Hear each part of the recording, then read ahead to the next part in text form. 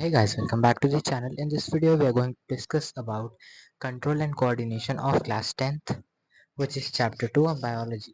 So, इस chapter का नाम है कंट्रोल एंड कोऑर्डिनेशन। तो सबसे पहले कोऑर्डिनेशन का हम लोग मतलब समझ लेते हैं। कोऑर्डिनेशन का मतलब क्या होता है? Working together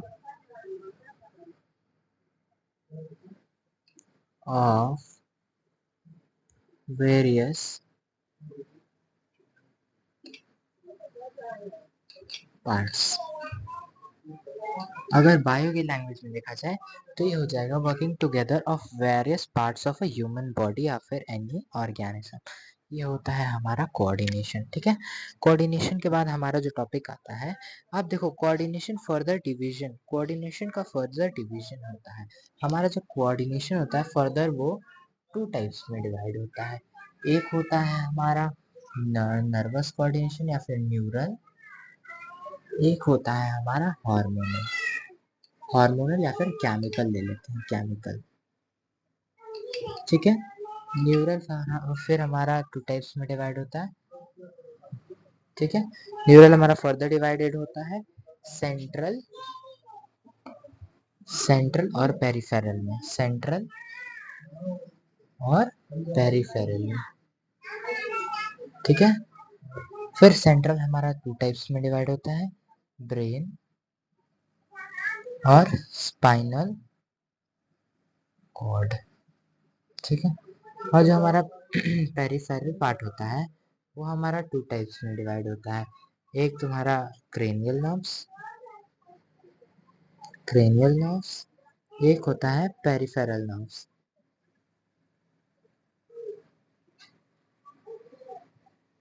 peripheral nerves. Chemical coordination हमारा हार्मोन्स की हेल्प से होता है। हाँ, हार्मोन्स की हेल्प से होता है, सीधी सी बात, सिंपल। अब आगे बढ़ते हैं हम लोग।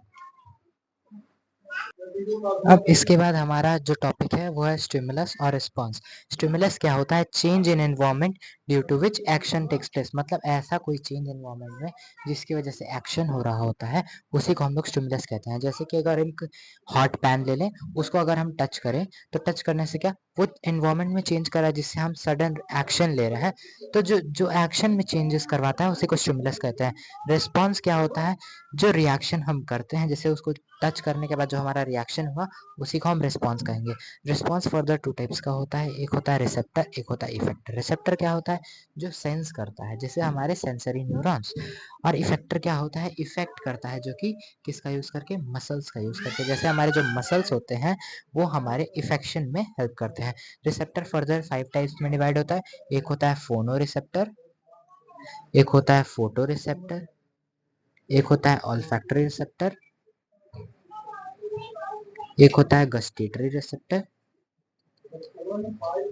ठीक है, और एक होता है हमारा थर्मो रिसेप्टर। ठीक है, जो हमारा फोनो रिसेप्टर होता है वो किस में हेल्प करता है? हियरिंग में। और कहाँ प्रेजेंट होता है? ईयर में। फोटो किस में हेल्प करता है? विजन में। किस में होता है? आई में। ऑल्फैक्टर किस में हेल्प करता है? स्मेलिंग में। कहाँ पे होता है? नोज में। गस्टेटरी कहाँ, क्या टेस्ट में हेल्प करता है? और कहाँ पे होता है? टंग में। और थर्मो क्या होता है? जो सेंस करता है हीट को, सेंस हीट या फिर चेंज। और ये कहाँ होता है? स्किन में। ठीक है, ये सब बेसिक कुछ टर्म्स हैं। इसके बाद हमें पढ़ना है न्यूरॉन। अब जो हमारा टॉपिक है वो है न्यूरॉन। कुछ बच्चों का ये कंप्लेन होता है, जिससे मैंने पास्ट वीडियोस जो अपलोड की हैं उसमें उन लोगों का कंप्लेन होता है न्यूरॉन का स्ट्रक्चर आप साथ में बनाइए, आप साथ में जोड़ते। चलो स्टार्ट करते हैं। ऐसे कर्व्स बनाते जाएंगे पहले हम। ठीक है, और यहाँ से हम इसकी एक्सॉन टर्मिनल निकालेंगे। फिर न्यूरॉन एंडिंग को हम लोग बनाएंगे। एक सेकेंड।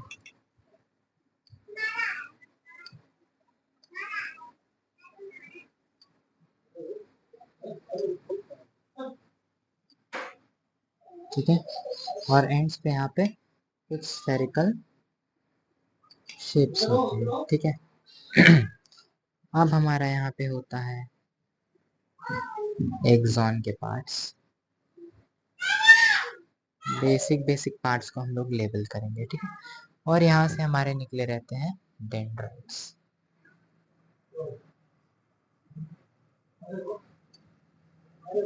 ठीक है। यहाँ पे हमारा होता है न्यूक्लियस, ठीक है, ये बेसिक स्ट्रक्चर है, सबसे सिंपल स्ट्रक्चर। ये हमारा है न्यूक्लियस, ये हमारा है न्यूक्लियर मेम्ब्रेन, यहाँ मैंने N फॉर न्यूक्लियस लिखा हुआ है। ये है हमारा साइटोप्लाज्म,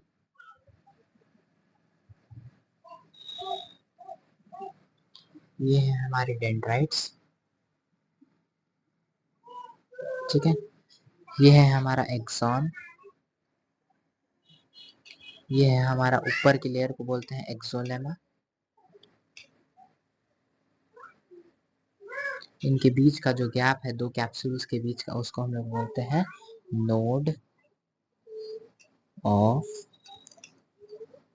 रेनवीयर, ठीक है, नोड ऑफ रेनवीयर। इस पार्ट को हम लोग बोलते हैं नर्व एंडिंग, ठीक है, और हमारा जो ये डेंड्राइट्स पार्ट होता है, इस पोर्शन को हम लोग पूरा डेंड्रॉन बोलते हैं, और यहाँ पे कुछ गैप्स होती हैं इनके बीच में दूसरे न्यूरॉन, जैसे दूसरे का जंक्शन, तो यहाँ पे जो गैप्स होते हैं इसको हम बोलते हैं साइनैप्स। अब एक एक का फंक्शन समझ लेते हैं। देखो यहाँ पे जो सिग्नल होता है, न्यूरॉन क्या करता है हमारा, ट्रांसफर ऑफ सिग्नल करता है, तो सिग्नल्स भी होनी चाहिए। तो यहाँ पे जो सिग्नल्स होती हैं बेसिकली वो सिग्नल्स होती हैं केमिकल सिग्नल्स। किस फॉर्म में होती हैं, केमिकल्स की फॉर्म में। लेकिन जैसे ही वो यहाँ पे एंटर करती हैं तो वो किस फॉर्म में कन्वर्ट हो जाती हैं, इलेक्ट्रिकल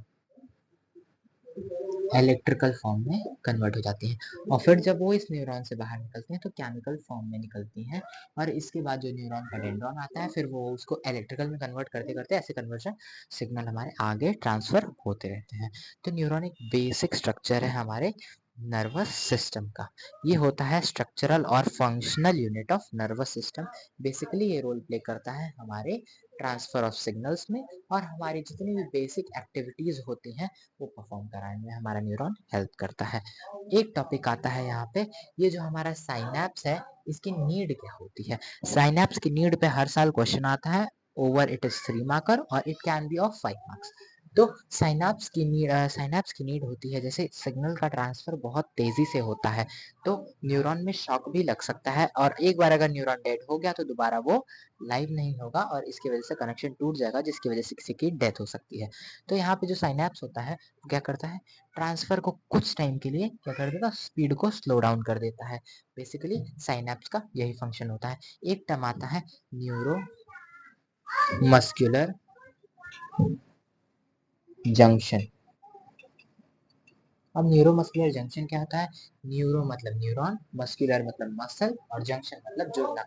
जब नर्व और मसल मतलब ये जो एंडिंग है, ये जब किसी मसल के साथ, जैसे ये न्यूरॉन है मान लो, और इसकी जो एंडिंग है वो किसी मसल के साथ जुड़ी हुई है, और उसको वो मसल को वो क्या कर रहा है, इम्पल्सेस ट्रांसफर कर रहा है कोई भी एक्शन परफॉर्म करवाने में या फिर कोई वर्क परफॉर्म कराने में, तो इसी जो जंक्शन होता है इसी को हम लोग न्यूरोमस्कुलर जंक्शन कहते हैं। पढ़ते हैं हम आगे। अब बेसिकली हमें पढ़ने हैं न्यूरॉन के टाइप्स। तो न्यूरॉन क्या होता है फर्दर, न्यूरॉन हमारा 3 टाइप्स में डिवाइड होता है। न्यूरॉन हमारा फर्दर 3 टाइप्स में डिवाइड होता है। एक होता है हमारा सेंसरी न्यूरॉन, एक होता है मोटर न्यूरॉन, और एक होता है रिले न्यूरॉन, ठीक है। अब सेंसरी न्यूरॉन क्या करता है, सेंसिंग में हेल्प करता है। मोटर न्यूरॉन क्या करता है, मोटर न्यूरॉन करता है आपका, जैसे कोई भी आप एक्शन करते हैं, जैसे सेंस करके आपने क्या किया, हॉट पैन था उसको टच किया तो आपका वो सेंस किया सेंसरी न्यूरॉन ने। अब मोटर न्यूरॉन क्या करेगा, फटाक से एक्शन परफॉर्म करवाने में, एक्शन में हेल्प करेगा। रिले न्यूरॉन क्या करता है, इन दोनों को आपस में कनेक्ट करता है, तो कनेक्शन, ठीक है, कनेक्शन। अब ये इन दोनों का कनेक्शन कहाँ होता है ये भी लिख लीजिए, कनेक्ट्स इन स्पाइनल कॉर्ड। ठीक है, ये लोग कहाँ जाके कनेक्ट होते हैं, स्पाइनल कॉर्ड में। अब हमारे बेसिक कुछ टर्म्स हैं जैसे इनवॉलेंटरी, वॉलेंटरी और रिफ्लेक्स एक्शन। हालांकि रिफ्लेक्स एक्शन को हम लोग पूरा डिटेल में पढ़ेंगे, लेकिन यहाँ पे देख लेते हैं रिफ्लेक्स एक्शन ऊपर से होता था क्या है। इनवॉलेंटरी एक्शन क्या होता है, not controlled by us, controlled by us, not control. ठीक है, अब बेसिकली यहाँ पे दो सिमिलैरिटीज मिल गई। जो इनवॉलेंटरी रिएक्शन होता है उसमें हम लोग उसको कंट्रोल नहीं कर सकते, जैसे हो गया हमारा हार्ट रेट को हम कंट्रोल नहीं कर सकते, हार्ट रेट को, रेस्पिरेशन को, रेस्पायरेशन को। ठीक है, और यहाँ पे क्या हो गया वॉलेंटरी एक्शन, जैसे हम राइटिंग को कंट्रोल कर, जैसे हम मेरा लिखने का मन नहीं है तो हम इसको रख सकते हैं और छोड़ सकते हैं। लेकिन वहीं अगर हम कहें कि हार्ट बीट रुक जाओ तो क्या ऐसा होगा, इट इज नॉट पॉसिबल। सो और यहाँ पे रिफ्लेक्स एक्शन का एग्जांपल कोई नहीं होता, जैसे कि जो भी एक्शंस हम रिफ्लेक्सिव फॉर्मेट में करते हैं, जैसे कि किसी पैन को टच करके, जो हमारे जिसमें हमारा ब्रेन का कोई रोल ना होता है। ये भी एक पॉइंट है, यहाँ पे there is no role of brain, there is no role of brain. ठीक है, रोल यहाँ पे भी रोल होता है ब्रेन का, यहाँ पे भी रोल होता है ब्रेन का। अभी तक कई बच्चों के मन में ये डाउट रहा होगा कि मैंने यहाँ पे लिखा था ये भी नहीं कंट्रोल हो सकता और ये भी नहीं कंट्रोल हो सकता। तो यहाँ पे बेसिक अब हम लोग क्लियर कर सकते हैं, यहाँ पे ब्रेन का रोल होता है, यहाँ पे ब्रेन का रोल नहीं होता है। बेसिकली ये कॉन्शियस सिचुएशन में ब्रेन का रोल नहीं होता है, ब्रेन का रोल यहाँ भी होता है। जैसे आपने पेन टच कर लिया बचपन में कभी, तो फिर आप जब बड़े होंगे तो आपको याद रहेगा, हाँ मैंने ये टच किया था, तो इससे मुझे क्या हुआ था, हीट हीट मतलब मेरी बॉडी को हीट लगी थी और मैंने उस पर एक्शन परफॉर्म किया था जो कि मेरी बॉडी को हार्म भी कर सकता था। तो ये जो डाटा होगा वो ये हमारे ब्रेन में स्टोर हो जाएगा, और मतलब इनडायरेक्टली ब्रेन का कोई रोल नहीं होता है, लेकिन यहाँ पे ब्रेन का भी रोल होता है, लेकिन बेसिकली यहाँ पे एक्शन के टाइम पे ब्रेन का कोई रोल नहीं होता, और यहाँ पे एक्शन के टाइम पे भी ब्रेन के बिना रोल के कोई भी एक्शन नहीं होगा। अब पढ़ते हैं हम लोग रिफ्लेक्स एक्शन यानी रिफ्लेक्स आर्क का डायग्राम। ये मेजरली केस है हमारे किसका, सिंपली रिफ्लेक्स एक्शन का। तो यहाँ पे क्या हो रहा है, जैसे हमारा हाथ है, हमने क्या किया, किसी भी हॉट ऑब्जेक्ट की तरफ अपना हाथ प्लेस किया, हमें पता नहीं है। अब देखो अगर हमने इसे टच किया तो हमारा जो सेंसरी न्यूरॉन होगा वो क्या करेगा, सिग्नल हमारे स्पाइनल कॉर्ड में हमारे सिग्नल करेगा, और उसके बाद फिर क्या करेगा, सेंसरी न्यूरॉन स्पाइनल कॉर्ड तक ये मैसेज ले जाएगा। रिले न्यूरॉन को वो अपना मैसेज कैरी ऑन करेगा, और फिर रिले न्यूरॉन क्या करेगा, मोटर न्यूरॉन को कहेगा कि एक्शन परफॉर्म कराओ। तो मोटर न्यूरॉन क्या करेगा, इफेक्टर मसल को क्या करेगा, कहेगा हाथ उठा लो ताकि तुम इस हॉट ऑब्जेक्ट से क्या हो, बच जाओ। सिंपली बेसिकली मोटर न्यूरॉन का क्या फंक्शन होता है, किसी भी एक्शन को परफॉर्म कराना। सेंसरी न्यूरॉन का क्या होता है, और किसी भी चीज को सेंस करना। रिले न्यूरॉन का क्या होता है, इन दोनों को आपस में इंटरकनेक्ट करना, और ये जो इंटरकनेक्शन जिस चीज में हुई है ये है हमारा स्पाइनल कॉर्ड। और इस पूरे डायग्राम को हम लोग क्या बोलते हैं, रिफ्लेक्स आर्क, इसी को हम बोलते हैं रिफ्लेक्स आर्क, जो कि बोर्ड में 100% है इस बार चांस आने के। चलो आप फटाफट से पढ़ लेते हैं ब्रेन के बारे में हम लोग पढ़ लेते हैं। सबसे पहले ब्रेन क्या है, इंपॉर्टेंट पार्ट है हमारी बॉडी का, जो कि क्या करता है, कंट्रोल आवर बॉडी, हमारी बॉडी को कंट्रोल करता है। ब्रेन फर्दर 3 टाइप्स में डिवाइड है, fore brain, mid brain and hind brain. तो फोर ब्रेन के फर्दर 3 टाइप्स होते हैं, cerebellum, pons and medulla. Cerebellum का क्या काम होता है, पोस्चर और बैलेंस को हमारी बॉडी के मेंटेन करना। जैसे मैं स्टेबल यहाँ पे खड़ा हूँ, तो खड़े होने के लिए मुझे क्या करना है, मेरा सेरेबेलम क्या है, एक्टिव है। Pons involuntary action, sorry, pons और मेडुला से इनवॉलेंटरी एक्शन को ही परफॉर्म करवाते हैं। जैसे कि आप कहीं जा रहे हो, आपको वॉमिटिंग होती है, अचानक में होती है ना किसी केस में, तो वॉमिटिंग को जो हमारा होता है मेडुला ऑब्लंगेटा क्या करता है, कंट्रोल करता है। पॉन्स और मेडुला ऑब्लंगेटा इनवॉलेंटरी फंक्शन को परफॉर्म करवाते हैं। पॉन्स जैसे रेस्पिरेशन हो गया, ब्रीदिंग, ये सब पॉन्स के अंदर आता है। मिड ब्रेन क्या होता है, साइज ऑफ प्यूपिल को, जैसे हमारा जो प्यूपिल है ये, उसके साइज को क्या करता है, मेंटेन करवाता है या फिर अपने हिसाब से चेंज करता रहता है। हाइंड ब्रेन फिर हमारा हाइंड ब्रेन का जो मेजर पार्ट है उसको बोलते हैं सेरेबेलम। सेरेबेलम का फंक्शन होता है पजल सॉल्विंग और थिंकिंग में हमारी हेल्प करता है। जब भी हम लोग पजल सॉल्व करते हैं, क्रिएटिविटी हमारे अंदर होती है या फिर हम जो अपना सोच सकते हैं, थिंकिंग कर सकते हैं, ये सब बेसिकली किसके अंदर आता है, सेरेबेलम। ओके, अब बेसिकली हमें ग्लैंड्स के बारे में पढ़नी है। जो हमारा केमिकल कोऑर्डिनेशन था, एक होता है एक बेसिस पे हमारा एंडोक्राइन और एक होता है हमारा एक्सोक्राइन। एक होता है हमारा एंडोक्राइन, एक होता है एक्सोक्राइन। एंडोक्राइन क्या होता है, जो डक्टलेस होता है, मतलब जिसके पास कोई पाथ नहीं होता है, वो डायरेक्टली किस में सिक्रेट होता है, ब्लड में सिक्रेट होता है, मतलब सीधे जाके वो खून में मिल जाता है। और एक्सोक्राइन क्या, जिसके पास डक्ट यानी कि पाथ होता है। बेसिकली इनके पास पाथ होता है। हमें इस चैप्टर में एंडोक्राइन वाला पार्ट पढ़ना है, एक्सोक्राइन वाला पार्ट हमें नहीं पढ़ना है। तो एंडोक्राइन वाले पार्ट में हमें क्या पढ़ना है, हार्मोन। हार्मोन, अब एक क्वेश्चन आएगा, हार्मोन होता क्या है। ये केमिकल सब्सटेंस होता है, केमिकल सब्सटेंस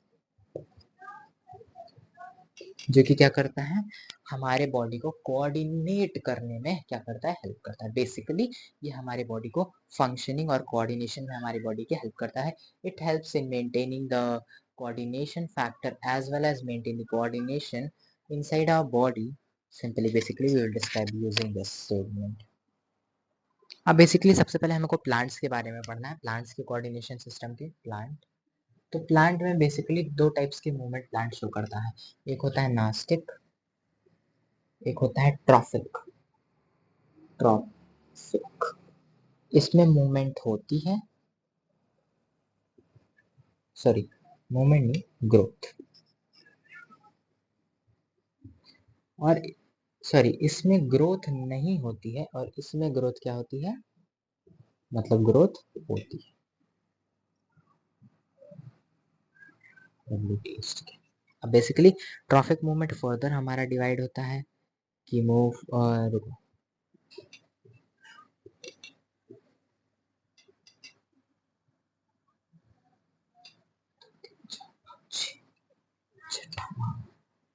बेसिकली हमारा जो हमारा जो ये ट्रॉफिक मूवमेंट होता है, ये फर्दर डिवाइड होता है। तो एक होता है हमारा फोटोट्रॉफिक, एक होता है कीमोट्रॉफिक, एक होता है हमारा फोटोट्रॉपिक, कीमो ऑटोट्रॉपिक, बार बार याद आ रहा है भाई, कीमोट्रॉपिक, जियोट्रॉपिक, थिग्मो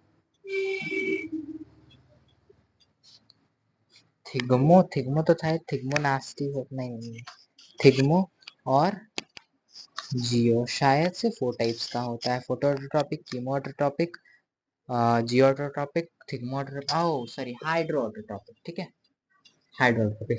और जो हमारा नास्टिक होता है, ये हमारा होता है फोटोनास्टिक और कीमोनास्टिक। अब देखो, फोटोट्रॉपिक मूवमेंट में क्या होता है, लाइट के टूवर्ड्स या लाइट के ऑपोजिट में ग्रोथ होती है, जैसे कि रूट और शूट। कीमोटोट्रॉपिक में क्या होता है, केमिकल्स के टूवर्ड्स में ग्रोथ होती है या फिर ऑपोजिट में ग्रोथ होती है। जियोटोट्रॉपिक क्या होता है, ग्रेविटी के टूवर्ड्स या फिर ऑपोजिट में ग्रोथ होती है, जैसे कि shoot of the plant and root of the plant. Thigmotropic क्या होता है, जहाँ पे हमारे थिग्मो यानी कि टच का यूज करके, जैसे अगर आप एग्जांपल लें किसी भी एक, basically we can take example of money plant. या मनी प्लांट का अगर हम एग्जांपल लें, तो मनी प्लांट को जैसे हम लोग स्टिक्स लगा के क्या करते हैं, ऊपर ऊपर जाने में उसकी हेल्प होती है स्टिक की हेल्प से। तो थिग्मोटोट्रॉपिक क्या होता है, सेंस करके ग्रोथ करता है टूवर्ड्स। और हाइड्रोट्रॉपिक तो सब जानते हैं, हाइड्रो मीन्स पानी, पानी की टूवर्ड्स या फिर ऑपोजिट में जिसकी ग्रोथ होती है, उसको हम बोलते हैं हाइड्रोट्रॉपिक। ये पॉजिटिव और नेगेटिव सेंस दोनों टाइप्स में होते हैं। फिर हमारा नास्टिक मूवमेंट आता है, फोटोनास्टिक और कीमोनास्टिक। नास्टिक में कोई ग्रोथ नहीं होती, जैसे कि टच मी नॉट प्लांट, जिसको कि हम लोग बोलते हैं mimosa pudica. Mimosa pudica touch me not plant होता है, जिसको हम टच करेंगे तो क्या करता है, लीव्स को क्या करता है, वो बंद कर लेता है। फोटोट्रॉपिक और कीमोट्रॉपिक। अब फोटोनास्टिक मूवमेंट में क्या होता है, जहाँ पे वो सनलाइट, जैसे कुछ फ्लावर्स होते हैं, जब सनराइज होता है तो वो खिल जाते हैं, ब्लूम कर जाते हैं, और फिर उसके बाद वो फिर से अपनी शेप ले लेते हैं, कली बन जाते हैं। तो वैसे कीमोट्रॉपिक क्या होता है, जहाँ पे केमिकल्स के टुवर्ड्स में केमिकल्स में ग्रोथ नहीं, जैसे कि हमारा touch me not plant chemotropic का एग्जाम्पल हो जाएगा। इसके बाद हमें पढ़ने हैं प्लांट के हार्मोन। प्लांट्स के जो हमारे हार्मोन्स होते हैं, बेसिकली प्लांट के हार्मोन को हम लोग फाइटो हार्मोन बोलते हैं। फाइटो हार्मोन, ठीक है, फाइटो हार्मोन। और फाइटो हार्मोन जो हमारे प्लांट्स के होते हैं वो फर्दर 5 टाइप्स के होते हैं। 1 2 3 4 एंड 5, सॉरी, या 5 types. First auxin, cytokinin, gibberellin,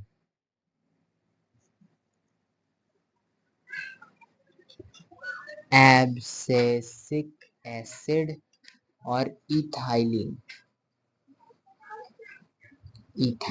अब देखो ऑक्सिन क्या होता है, ये क्या करता है, हमारे सेल को सेल एनलार्जमेंट में हेल्प करता है। जो हमारा ऑक्सिन होता है वो सेल एनलार्जमेंट में हेल्प करता है। जो हमारा साइटोकाइनिन होता है, साइटोकाइनिन क्या करता है, सेल डिवीजन में हेल्प करता है। जो हमारा जिबरलिन होता है, जिबरलिन हमारा सेल डिवीजन में हेल्प करता है। साइटोकाइनिन बेसिकली हमारे स्टोमेटा के पोर्स को ओपन करने में और स्टोमेटा के पोर्स को क्लोज करने में भी हेल्प करता है। उसके बाद जो हमारा एब्सिसिक एसिड है, वो एब्सिसिक एसिड क्या करता है, किसी भी सीड के डोरमेंसी को, ये क्या है, ये हमारा ग्रोथ इनहिबिटर हार्मोन है। और ये तीनों क्या है, हमारे ग्रोथ प्रमोटर्स हार्मोन। यहाँ पे क्या होती है, ग्रोथ की प्रमोशन होती है, लेकिन वहीं ये इनहिबिट करता है। जैसे ये हमारा सेल एलोंगेशन में हेल्प करता है, सेल डिवीजन में, और स्टोमेटा के ओपनिंग में हेल्प करता है, तो वहीं ये सेल को मतलब ग्रोथ करने नहीं देता है, हमारा सेल डिवीजन को रोक देता है, और हमारा जो होता है स्टोमेटा को उसको क्लोज कर देता है, ये ओपनिंग के लिए, ये क्लोजिंग के लिए। इथाइलिन क्या होता है, सिंपली राइपनिंग ऑफ फ्रूट्स के लिए हम इसका यूज करते हैं। बेसिकली इसके बाद हमें पढ़ने हैं सिर्फ एनिमल हार्मोन्स। और आप लोगों को लग रहा होगा ये कितना मतलब कॉम्प्लेक्स, सिंपल, सबसे बेसिक टॉपिक है ये पूरे मेरे हिसाब से बायो का। क्लास 10 की बायो बहुत ज़्यादा इजी है, बहुत ज़्यादा। अगर आप एक दो बार उसको अच्छे से पढ़ लेते हैं, एनसीईआरटी क्वेश्चंस कर लेते हैं, उसके बाहर से बोर्ड्स के एग्जाम में कोई भी क्वेश्चन नहीं आता है। तो बेसिकली ये है हमारे टॉपिक्स। और इसके बाद हमें पढ़ने हैं ह्यूमन हार्मोन्स। चलो बेसिकली आगे के हार्मोन्स हम अपने ह्यूमन हार्मोन्स को पढ़ लेते हैं। ह्यूमन हार्मोन्स, ठीक है। चलो देखो, सबसे पहला होता है हमारा थायराइड ग्लैंड, जो कि सिक्रेट करता है थायरॉक्सिन हार्मोन। थायरॉक्सिन हार्मोन किस में रोल प्ले करता है, मेटाबॉलिक एक्टिविटीज में। अगर इनमें से किसी का भी डिसऑर्डर होता है तो डिजीज कॉज कर जाती है। जैसे कि बेसिकली हमारे सिलेबस में है, अगर आयोडीन का डिसऑर्डर हो गया हमारी बॉडी में, तो हमें गोइटर नाम की डिजीज, जिसमें कि हमारा जो ये नेक पोर्शन है वो स्वेल कर जाता है। बेसिकली अब पैराथायरॉइड ग्लैंड क्या होता है, जो कि पैराथ हार्मोन सिक्रेट करता है, जो कि कैल्शियम और फॉस्फेट लेवल को हमारे ब्लड में मेंटेन करने का काम करता है। उसी के बाद थाइमस ग्लैंड, जो कि बच्चों में होता है, बच्चों के जैसे जैसे ग्रोथ होती जाती है थाइमस ग्लैंड का काम रुकता जाता है। थाइमस ग्लैंड क्या करता है, इम्यून सिस्टम को वेल डेवलप करने में हेल्प करता है। उसी के बाद पैनक्रियाज एक ग्लैंड है, जो कि सिक्रेट करता है इंसुलिन हार्मोन, जो क्या काम करता है, maintain sugar level in blood, ठीक है। ये हमारे शुगर लेवल को ब्लड में मेंटेन करता है। अगर इसका एक्सेस हो जाए, अगर ये रिड्यूस, अगर हमारा हार्मोन कम अगर सिक्रीट होने लगे, तो फिर क्या होगा, हमारी बॉडी में जो शुगर का लेवल होगा वो इंक्रीज कर जाएगा। और उसके बाद हमें डायबिटिक मतलब कोई भी जो पेशेंट होगा वो डायबिटिक यानी कि डायबिटीज से जूझेगा, मतलब जो भी कह सकते हैं आप, समझ लो। उसके बाद होता है एड्रेनल ग्लैंड। एड्रेनल ग्लैंड क्या सिक्रेट करता है, एड्रेनलिन हार्मोन। देखो एड्रेनल ग्लैंड क्या कर सिक्रेट करता है, एड्रेनलिन हार्मोन, जिसका बेसिकली रोल होता है हमारे, जैसे बेसिकली अगर आप किसी सिचुएशन में हैं जहाँ पे आप, जैसे मेरा एक एग्जांपल, हाँ, अचानक में यहाँ पे शेर आ जाए, तो मेरा क्या रोल होगा, सबसे पहले मैं भागूंगा। उसके बाद अगर वो आ गया मुझ तक, तो नहीं, सबसे पहले मैं डरूंगा, उसके बाद डर के मैं भागूंगा। भागने के बाद अगर मैं कहीं गिर गया, तो फिर उससे फाइट करने की कोशिश करूंगा जब तक मैं जिंदा हूँ। तो ये क्या करता है, सिचुएशन क्रिएट करता है फाइट, फ्लाइट और फियर वाली। इसमें क्या होता है, देखो सबसे पहले फाइट करने का सीक्वेंस अलग अलग है। देखो सबसे पहले डरता है कोई इंसान, फिर वो फ्लाइट मतलब भाग जाता है, उसके बाद अगर उसके पास कोई ऑप्शन नहीं रहता तो फाइट करता है। तो ये सिचुएशन एड्रेनलिन हार्मोन सीक्रेट करता है और ये हमारे जो हमारा जो हार्ट रेट होता है, हमारी जो पल्सेस होती हैं, इनके रेट्स को क्या कर देता है, इंक्रीज कर देता है। इसके बाद है हमारा टेस्टिस ग्लैंड, जो कि मेल्स में होता है स्पेसिफिकली।